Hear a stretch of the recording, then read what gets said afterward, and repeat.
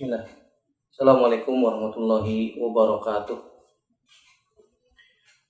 Innal hamdalillah nahmaduhu wa nasta'inuhu wa nastaghfiruh wa na'udzubillahi min syururi anfusina wa sayyiati a'malina.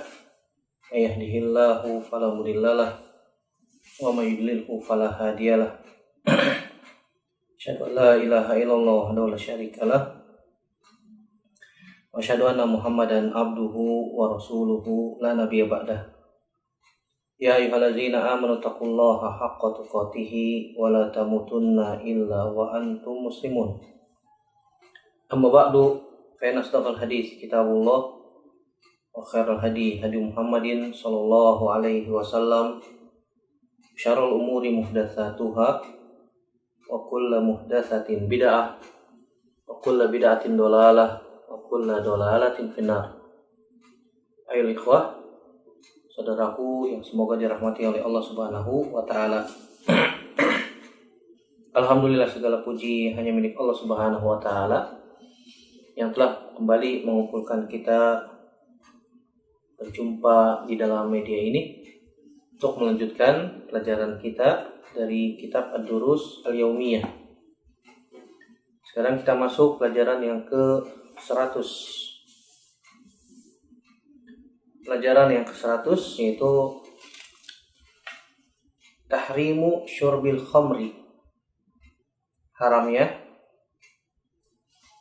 minum khamr, atau bisa juga kita katakan al-khamru ummul khaba'ith. Bahwasanya khamr atau minuman keras atau biasa yang kita singkat dengan miras itu merupakan biang atau induk atau sumber keburukan, kerusakan, sebagaimana yang disebutkan oleh hadis Nabi Shallallahu Alaihi Wasallam bahwasanya khamar itu adalah ummul khaba'is. Bahwasanya khamar atau miras atau minuman keras itu merupakan induk atau biang segala keburukan. Ketahuilah saudaraku rahimani wa iyyakum ajmain, khamar merupakan induk atau biang kerusakan atau keburukan, dan meminumnya termasuk dosa besar. Allah Subhanahu wa taala haramkan di dalam Al-Qur'an melalui lisan Nabi-Nya sallallahu alaihi wasallam, serta Nabi sallallahu alaihi wasallam memberikan ancaman barang siapa yang meninggal dalam keadaan beliau sedang candu dengan minum khamar, maka Allah Subhanahu wa taala akan mengharamkan bagi pelakunya, bagi yang suka meminum khamar, untuk masuk ke dalam surga. Dan Allah Subhanahu wa taala akan memberikan minum nanti di neraka kepadanya perasan keringat para penghuni neraka. Auzubillah. Nasallallahu salamata wal afiyah. Kalau ditanya apa yang dimaksud dengan khamar? Ini maksud dengan khamar yang disebutkan oleh para ulama, maknanya adalah secara makna sesuatu yang diperas dari buah, misalnya buah anggur atau buah kurma yang biasanya diperas dari buah anggur, kemudian disimpan dalam waktu yang lama sehingga menimbulkan apa? Menjadi minuman yang memabukkan, Oleh karena itu, khamar bisa menutup akal. Menutup akal sebagaimana disebutkan oleh para ulama. Jadi secara bahasa khamar itu biasanya berasal dari anggur atau buah-buah yang lain, atau buah-buahan yang lain. Atau khamar bisa juga maknanya lebih umum dari itu, yang bisa dikiaskan, yang bisa menutup akal, Seperti contohnya misalnya narkoba itu bisa menutup akal, bisa menghilangkan akal. Maka bisa masuk dalam kategori ini.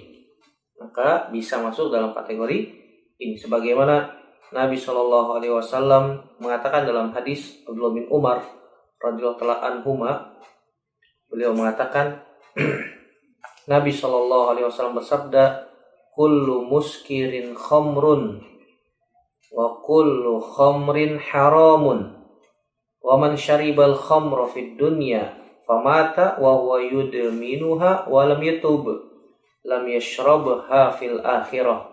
Akhrajahu Muslim. Kata Nabi SAW dalam hadis Abdullah bin Umar radhiyallahu anhuma,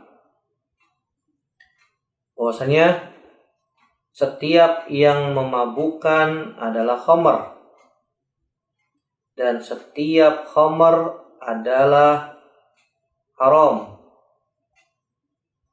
Barang siapa yang minum khamar di dunia dan dia mati dalam keadaan kecanduan minum khamar tersebut dan dia tidak bertaubat kepada Allah Subhanahu wa taala dan dia mati dalam keadaan tersebut, lam yashrabha fil akhirah, maka dia tidak akan minum khamar tersebut nanti di akhirat. Artinya saudaraku rahimanillahu aikum ajmain, bahwasanya orang yang minum minuman keras atau yang suka mengkonsumsi narkoba maka masuk dalam kategori ini. Kenapa? Khamar, segala yang memabukkan adalah khamar. Kata Nabi Shallallahu Alaihi Wasallam, berarti masuk dalam kategori ini narkoba, hukumnya haram. Maka barang siapa yang mengkonsumsi narkoba dan dia mati dalam keadaan kecanduan narkoba tersebut, maka dan dia tidak bertaubat kepada Allah Subhanahu wa taala, maka dia diancam tidak akan mendapatkan minuman yang disebut khamar nanti di surga. Adapun minuman khamar di surga tidak memabukkan dan dihalalkan. Karena Allah Subhanahu wa taala sediakan sungai-sungai dari khamar. Ada sungai-sungai yang airnya tidak berubah. Ada sungai dari khamar yang lezat untuk yang meminumnya. Ada sungai-sungai dari madu yang telah diperas. Ada sungai-sungai yang terbuat dari yang mengalir di dalamnya susu. Min labanin musaffa. Min labanin lam yataghayyar ta'muhu. Dan seterusnya. Jadi Allah Subhanahu wa taala menyediakan bagi penghuni surga minuman-minuman yang lezat, walaupun namanya khamar sama tapi tidak memabukkan sebagaimana khamar di dunia. Dan ketahuilah saudaraku rahimanillahu aikum ajmain, bahwasanya di dalam Islam tahapan pengharaman khamar pun tidak langsung secara tegas, tetapi dalam beberapa tahap. Kenapa demikian? Karena orang-orang Arab dahulu, saudaraku rahimanillahu aikum ajmain, menjadikan khamar itu sebagai minuman keseharian. Sebagai minuman apa? Keseharian, sebagaimana kita minum air biasa, air bening, air biasa. Mereka minuman keseharian mereka adalah khamar. Kalau ada tamu dihidangkan khamar. Mereka menyimpannya bertong-tong di dalam rumah mereka sebagai apa? Minuman keseharian. Oleh karena itu ketika Islam datang tidak langsung mengharamkan secara mutlak, tidak. Kenapa? Karena sulit sekali untuk merubah kebiasaan tersebut. Oleh karena itu Allah Subhanahu wa taala dalam mengharamkan khamar ada beberapa tahapan. Tahapan yang pertama, awalnya khamar dibolehkan sebagaimana dalam surat An-Nahl ayat 67. Allah Subhanahu wa taala mengatakan, "Wa min thamaratin nakhili wal a'nabi tattakhizuna minhu sakaran wa rizqan hasanan. Inna fi dzalika laayatan liqaumi ya'qilun." Kata Allah Subhanahu wa taala, "Wa minas thamarat," dan dari buah-buahan, an-nakhil, kurma, wal a'nab, anggur, tattakhizuna minhu, kamu bisa membuat dari buah-buahan tersebut sakaran, minuman yang memabukkan, wa rizqan hasanan, dan rizki yang baik. Inna fi dzalika laayatan, sungguhnya yang pada demikian itu benar-benar terdapat tanda kebesaran Allah Subhanahu wa taala liqaumin yaqilun, bagi orang-orang yang berakal, bagi orang-orang yang memikirkan. Nah, pada tahap ini Allah Subhanahu wa taala masih membolehkan khamar. Kenapa? Karena khamar minuman keseharian mereka orang-orang Arab dahulu, tidak bisa langsung diharamkan secara mutlak. Kalau Allah Subhanahu wa taala haramkan langsung secara mutlak, otomatis mereka tidak akan meninggalkan khamar. Iman belum menancap kuat di dalam hati-hati mereka. Oleh karena itu Allah Subhanahu wa taala yang maha bijaksana, Allah Subhanahu wa taala yang maha mulia mengharamkan khamar dengan secara bertahap. Kemudian tahapan yang kedua berisi tentang perintah menjauhkan diri dari khamar. Karena mudorotnya lebih besar dari maslahatnya, masih dibolehkan. Tapi Allah Subhanahu wa taala memerintahkan untuk menjauhkan diri. Seperti dalam surat Al-Baqarah ayat 219. Allah Subhanahu wa taala berfirman, "Yas'alunaka 'anil khamri wal maisir. Qul fihima itsmun kabirun wa manafi'u lin-nas wa itsmuhuma akbaru min naf'ihima." Kata Allah Subhanahu wa taala, mereka bertanya kepadamu tentang khamr, wal maisir dan judi. Qul, katakan wahai Muhammad, fihima itsmun kabirun. Pada keduanya terdapat dosa yang besar, Wa manafi'u linnas, dan juga ada beberapa manfaat untuk manusia. Wa ismuhuma, kata Allah Subhanahu wa taala, dan dosanya akbaru min naf'ihima, tetapi dosanya lebih besar daripada manfaatnya, mudorotnya lebih besar daripada maslahatnya. Oleh karena itu Allah Subhanahu wa taala pada tahap yang kedua ini mulai menganjurkan atau memerintahkan manusia untuk mulai menjauhkan sedikit demi sedikit. Belum diharamkan secara mutlak. Kemudian tahapan yang ketiga, Allah Subhanahu wa taala melarang minum khamar pada suatu waktu dan membolehkan di waktu yang lain. Ketika mereka sholat atau sebelum waktu sholat, tahapannya mereka tidak boleh minum khamar, tidak boleh mabuk. Lihat tadarrujnya, tahapannya subhanallah. Allah Subhanahu wa taala yang maha karim, maha mulia, maha bijaksana. Bagaimana Allah Subhanahu wa taala memberikan tahapan-tahapan tersebut. Nah, pada tahapan ketiga ini Allah Subhanahu wa taala melarang orang yang mau sholat dalam keadaan mabuk. Dan sholat diperintahkan oleh Allah Subhanahu wa taala sehari 5 kali. Kalau manusia sudah mulai diajarkan, dibiasakan, setiap mau sholat tidak boleh minum khamar, setiap mau sholat sudah tidak boleh minum khamar, berarti mereka minum khamarnya dalam satu hari itu berkurang. Nah, nanti ketika mereka sudah terbiasa dengan hal itu, baru Allah Subhanahu wa taala haramkan secara mutlak. Lihat bagaimana Allah Subhanahu wa taala mengharamkan khamar secara tadarruj, secara bertahap kepada kaum muslimin ketika itu.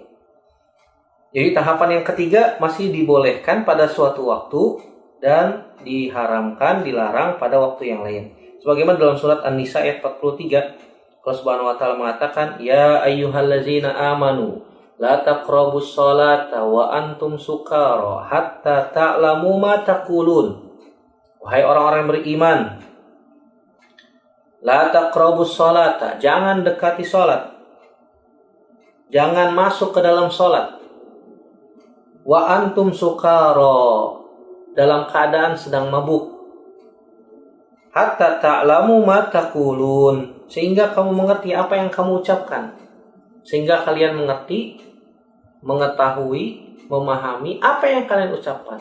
Kenapa kalau orang mabuk biasanya tidak paham apa yang diucapkan? Bisa jadi dia jadi imam, baca surat Al-Kafirun bolak-balik, tidak selesai-selesai. Qul ya ayyuhal kafirun la a'budu ma ta'budun wala antum a'biduna ma a'bud wala ana a'bidu ma abattum wala antum a'biduna ma a'bud wala ana a'bidu ma abattum wala antum a'biduna ma a'bud. Terus bolak-balik enggak selesai-selesai. Kenapa? Mabuk. Orang yang sedang mabuk, dia tidak paham apa yang diucapkan, tidak mengerti apa yang dia ucapkan. Sehingga apa? Sehingga Allah Subhanahu wa taala melarang orang yang mabuk masuk ke dalam sholat. Artinya sholat sudah mulai bertahap tuh. Sholat dalam sehari 5 kali, setiap mau sholat gak boleh mabuk. Yang mabuk tidak boleh masuk ke dalam sholat. Dan kaum muslimin imannya sudah mulai apa? Sudah mulai kuat. Sehingga apa? Mereka tahu, sebentar lagi waktu masuk sholat, gak boleh minum khamar. Diganti dengan air yang lain. Walaupun mungkin rasanya berat karena mereka sudah terbiasa dengan apa? minuman khamar tersebut. Kemudian ketika iman sudah mulai menancap kuat, mereka sudah mulai terbiasa meninggalkan khamar sedikit demi sedikit, baru Allah Subhanahu wa taala haramkan secara tegas. Dalam surat Al-Maidah ayat 90, Allah Subhanahu wa taala mengatakan, "Ya ayyuhallazina amanu innamal khamru wal maisiru wal ansabu wal azlamu rijsun min amali syaitani fajtanibuhu la'allakum tuflihun. Innama yuridu syaitanu ayyuqi'a bainakumul adawata wal baghdha'a fil khamri wal maisir wa yasuddakum an dzikrillahi wa anis salati fahal antum muntahun." Kata Allah Subhanahu wa taala, wahai orang-orang yang beriman, sungguhnya innamal khamru, sungguhnya minuman khamar itu, wal maisir, judi, wal ansab, berkorban untuk berhala, wal azlam, mengundi nasib dengan anak panah, adalah rijsun, adalah perbuatan setan. Rijs, perbuatan setan. Min amali syaitan fajtanibuhu, maka jauhilah. Allah Subhanahu wa taala dengan fi'il amr tegas-tegas mengatakan fajtanibuhu, jauhkanlah. La'allakum tuflihun, supaya kalian beruntung, supaya kalian mendapatkan keberuntungan. Innama yuridu syaitanu ayyuqi'a bainakumul adawah. Sungguhnya syaitan itu ingin supaya kalian itu apa? Timbul permusuhan terus di antara kalian. Wal baghdha, kebencian. Karena orang yang suka minum khamar itu biasanya temperamen ya, mudah sekali tersulut emosinya. Mudah sekali marah. Sehingga senggol dikit marah, bisa apa? Berkelahi. Karena orang yang minum khamar itu bisa menimbulkan mudarat, akalnya hilang, tertutup, ataupun yang lainnya, sehingga apa? Mudah sekali timbul perselisihan, mudah sekali timbul apa? Permusuhan, pertengkaran, mungkin peperangan. Makanya kita baca dalam sejarah bahwasanya orang-orang Arab dahulu biasa perang, senggol dikit perang, subhanallah. Kenapa? Karena minuman keseharian mereka khamar. Minuman keseharian mereka apa? Khamar. Innama yuridu syaitanu ayyuqi'a bainakumul adawata wal baghdha'a fil khamri wal maisir. Dalam hal minum khamar, dalam hal bermain judi, biasanya ujung-ujungnya apa? Pertikaian, permusuhan, perselisihan, peperangan. Peperangan. Makanya Allah Subhanahu wa taala haramkan. Fil khamri wal maisir wa yasuddakum an zikrillah, dan bisa melalaikan, melupakan kalian dari berzikir pada Allah Subhanahu wa taala. Fahal antum muntahun, apakah kalian enggak mau berhenti dari hal tersebut? Allah Subhanahu wa taala langsung katakan, kenapa kalian enggak mau berhenti? Berhenti. Pada saat itu juga Umar bin Khattab radhiyallahu taala anhu mengatakan, intahaina ya Rabb. Kami berhenti wahai Rabb.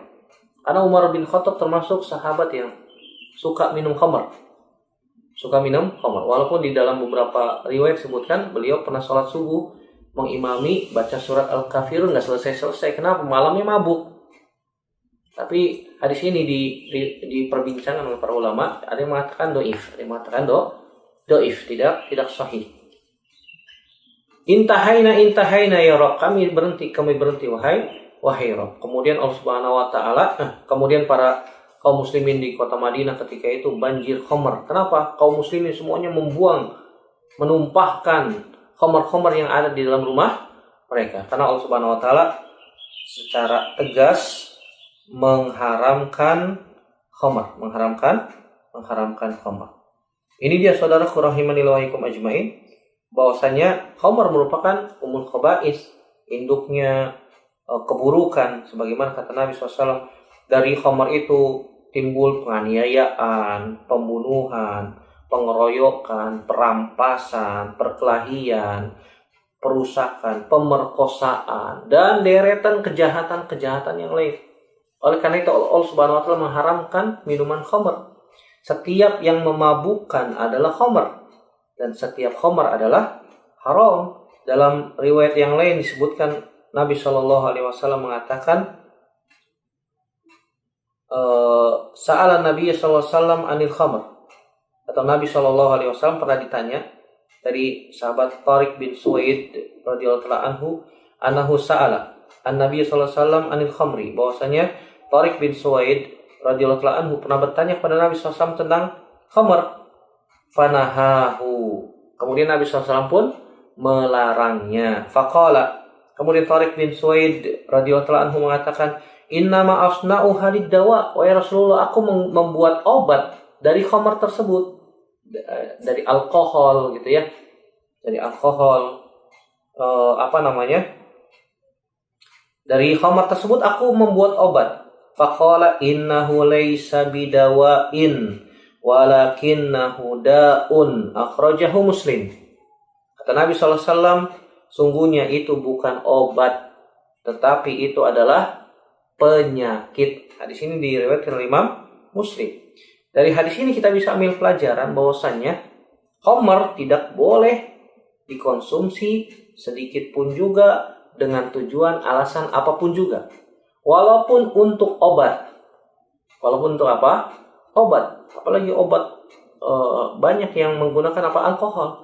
Nabi SAW larang dalam hadis ini. Sebagaimana Tariq bin Suwaid mengatakan, wahai Rasulullah, innama asna'u halid dawa. Wahai Rasulullah, aku membuat obat dengan khamar tersebut. Kata Nabi apa? Innahu laisa bidawain. Itu bukan obat. Walakinnahu da'un. Tapi apa? Penyakit. Rahu Muslim. Akhrajahu Muslim. Saudaraku rahimani wa iyyakum ajmain. Dari sini kita bisa ambil faidah juga bahwasanya para ulama menyebutkan tentang hukum obat yang di dalamnya terdapat khamar, yang di dalamnya terdapat alkohol. Untuk kehati-hatian lebih baik dihindarkan. Lebih baik ditinggalkan. Masih banyak obat yang lain yang halal, yang terbebas dari alkohol atau khamar. Yang terbebas dari alkohol ataupun khamar. Makanya walaupun kita cari dulu. Ada insyaallah ya. Allah Subhanahu wa taala tidaklah menurunkan penyakit kecuali Allah Subhanahu wa taala pasti menurunkan obatnya. Pasti Allah Subhanahu wa taala menurunkan obatnya. Alimahu man alimahu wa jahilahu man jahilahu. Ada yang tahu, ada yang belum. Kewajiban kita berusaha untuk berobat dengan yang halal. Kata Nabi SAW apa? Tadawau ya ibadallah wala tatadawau bil haram. Berobatlah wahai hamba Allah, tapi jangan berobat dengan yang haram. Dengan yang haram tidak boleh. Dalam hadis Jabir radhiyallahu anhu, Nabi sallallahu alaihi wasallam mengatakan dalam riwayat Imam Muslim, kullu muskirin haramun. Inna 'alallahi ahdan liman syaribal muskiro an yaskiyahu min tinatil khabal. Qala ya Rasulullah wa ma tinatul khabal? Qala araqu ahlin nari au usaratu ahlin nari. Akhrajahu Muslim. Dari sahabat Jabir bin Abdullah radhiyallahu anhu bahwasanya beliau mengatakan Nabi Shallallahu alaihi wasallam bersabda, setiap muskirin, setiap yang memabukkan adalah haram. Inna 'alallahi ahdan, sungguhnya Allah Subhanahu wa taala memiliki perjanjian liman syaribal muskira, bagi yang meminum sesuatu yang memabukkan. Nanti di akhirat dia akan diberikan minuman an yaskiyahu min tinatil khabal, dari tinatul khabal. Apa itu tinatul khabal? Para sahabat bertanya, wa ma tinatul khabal ya Rasulullah? Kemudian Nabi SAW mengatakan, araku ahlin nar au usoratu ahlin nar. Tinatul khabal artinya adalah perasan penghuni neraka atau keringat penghuni neraka. Subhanallah. Jadi keringat penghuni neraka dikumpulkan jadi minuman siapa? Ahli neraka. Bagi yang di dunianya suka apa? Suka minum minuman khamar. Suka minum minuman khamar. Nanti akan diberikan minuman berupa tinatul khabal. Tinatul khabal adalah perasan penghuni neraka. Perasan penghuni neraka. Ustadz, kalau misalnya saya ingin taubat, gimana Ustadz taubatnya? Maka ketika dia mau taubat harus menjalankan syarat-syarat taubat. Menjalankan syarat-syarat taubat. Kenapa? Karena orang yang minum khamar melakukan dosa besar. Sebagaimana disebutkan oleh Imam Az-Zahabi dalam kitab Al-Kabair. Dalam kitab Al-Kabair, hadis dosa besar yang ke-14. Syurbul khamri wa in lam yaskur atau yaskur minhu, minum minum khamar walaupun tidak memabukkan maka dia termasuk orang-orang yang melakukan dosa-dosa besar. Di dalam sebuah riwayat disebutkan sanadnya sahih, Nabi SAW mengatakan, man syaribal khamra fajliduhu, fa in aada fajliduhu, wa in syaribaha fajliduhu, fa in syaribaha rabi'ata faqtuluhu. Sahihun. Riwayat Imam Tirmidzi dalam Kitabul Hudud. Man syaribal khamra fajliduhu, wa man aada fi rabi'ah faqtuluhu. Dan juga diriwayatkan Imam Abu Daud, Imam Ibnu Majah dalam kitab Al-Hudud. Begitu juga Imam Ahmad dalam musnadnya.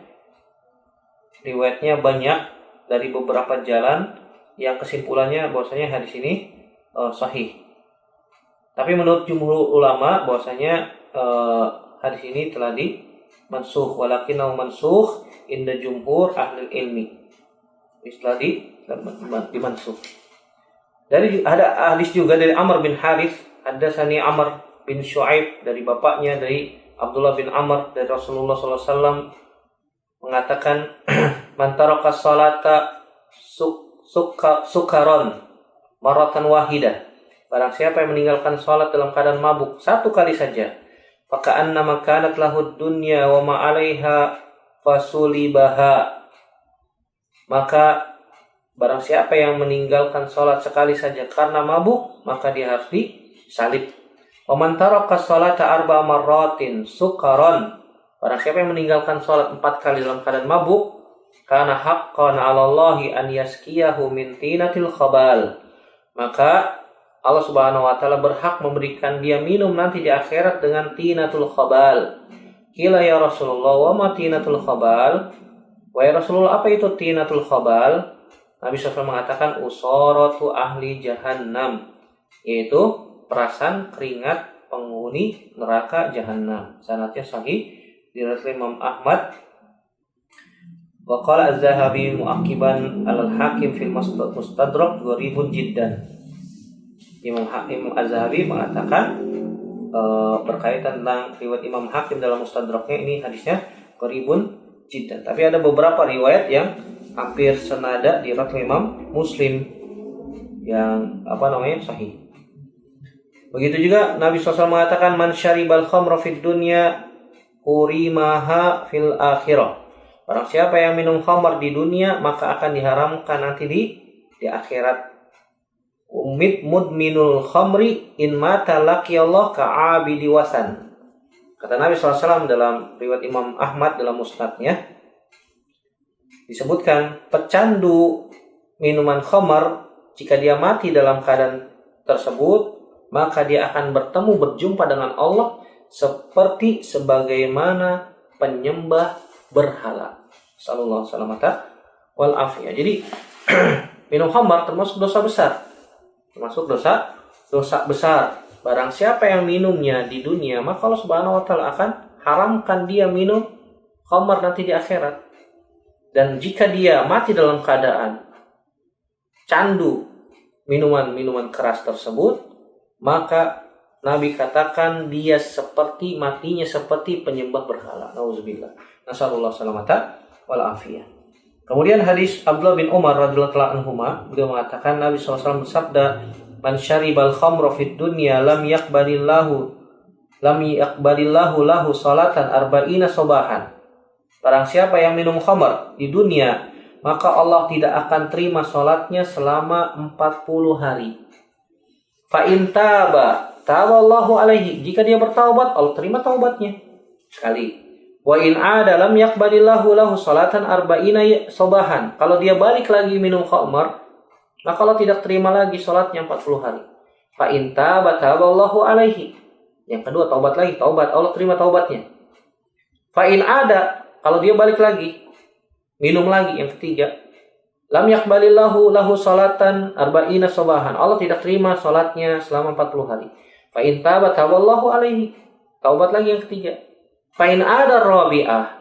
Kalau dia kembali lagi minum khamar yang keempat kalinya, lam yaqbalillahu salatan arba'ina sabahan. Allah tidak terima taubatnya, Allah tidak terima salatnya selama 40 hari. Fa in taba lam yatubillahu alaihi wasaqahu min nahril khabal.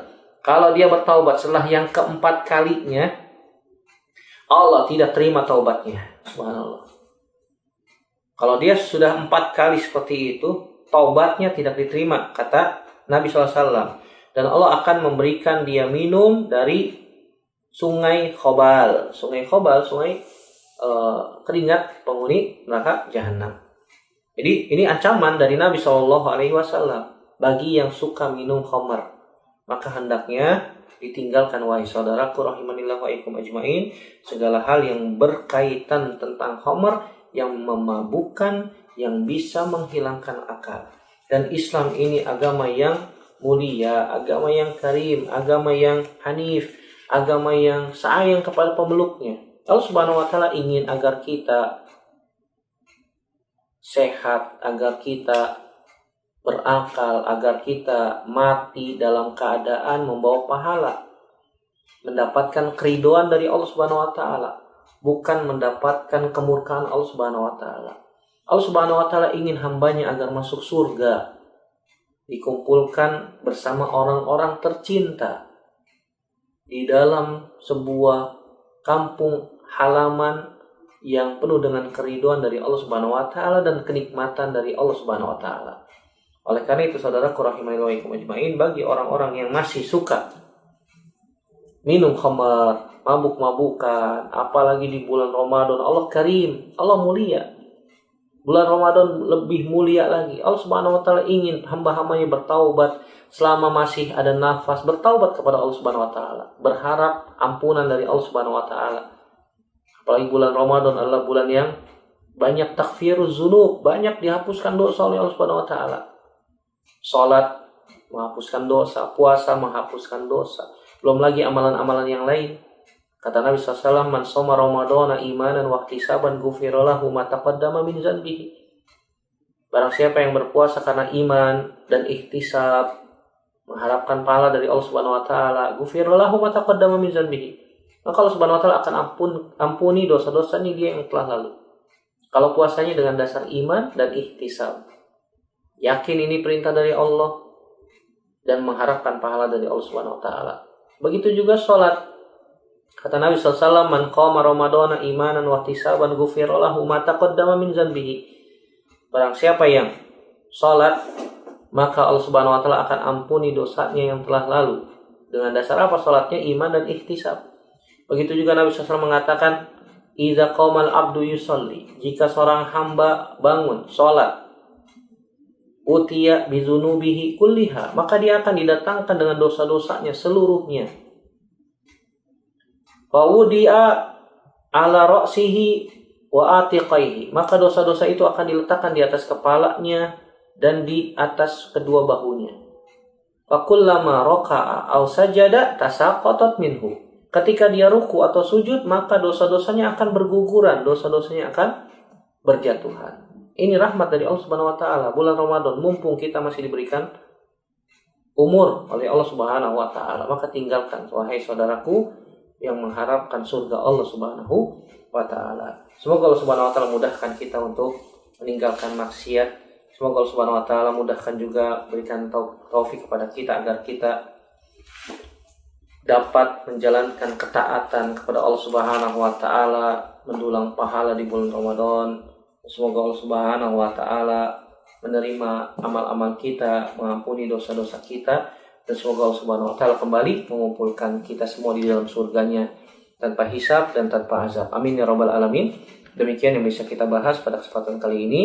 Yang benar datangnya dari Allah Subhanahu wa taala saja, yang salah murni dari saya pribadi. Kita bertaubat kepada Allah Subhanahu wa taala dari kesalahan-kesalahan kita. Aqulu qouli hadza astaghfirullah li wa lakum. Subhanaka Allahumma wa bihamdika asyhadu an la ilaha illa anta astaghfiruka wa atubu ilaik. Wassalamualaikum warahmatullahi wabarakatuh.